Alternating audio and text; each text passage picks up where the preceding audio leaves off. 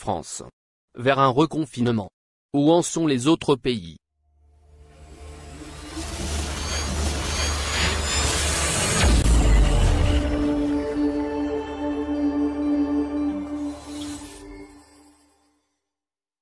Alors que le taux de positivité augmente de manière inquiétante en France, faut-il se préparer à un nouveau confinement?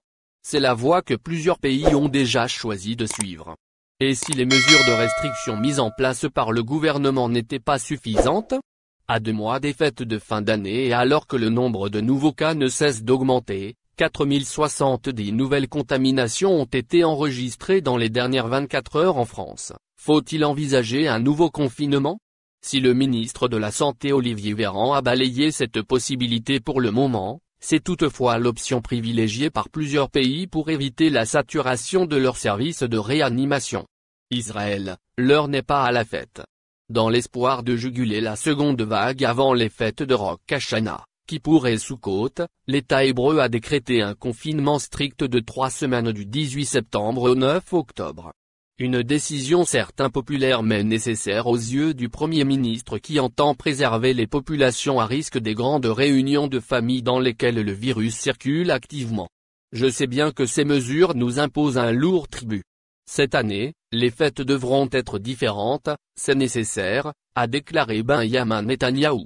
Israël compte actuellement 233 265 cas Covid, 1507 décès pour 9 millions d'habitants. Espagne, rend confinement local. Premier pays à avoir dépassé le demi-million de cas en Europe, l'Espagne a dû se résoudre à prendre des mesures drastiques. Le gouvernement a choisi de privilégier le reconfinement local.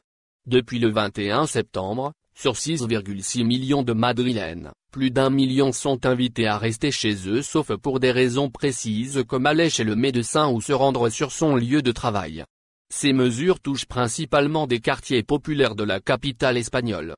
Dimanche dernier, plusieurs centaines de personnes ont manifesté contre le reconfinement partiel qui selon eux, ne toucherait que les pauvres. Australie, fin du confinement, début de l'isolement. L'étau se dessert doucement à Melbourne où la deuxième vague a été plus meurtrière que la première. Après 2 mois difficiles, la deuxième plus grande ville d'Australie vient de lever son couvre-feu. Les garderies et les écoles ont rouvert. Et le gouvernement a également autorisé la célébration de mariage en petit comité, 5 personnes seulement, époux et témoins compris. Pour l'heure, le masque hors du domicile reste obligatoire et l'interdiction de se déplacer à plus de 5 km de son domicile demeure aussi. Le confinement devrait être levé aux alentours du 19 octobre si le nombre de cas de transmission communautaire continue de diminuer. Canada, alerte rouge. François Legault, le Premier ministre du Québec a annoncé lundi de nouvelles restrictions pour les régions de Montréal et Québec. À compter du 1er octobre, et jusqu'au 28, les bars, restaurants, cinémas, musées, bibliothèques seront fermés et les Québécois appelés à rester chez eux et à ne pas recevoir d'invités à leur domicile.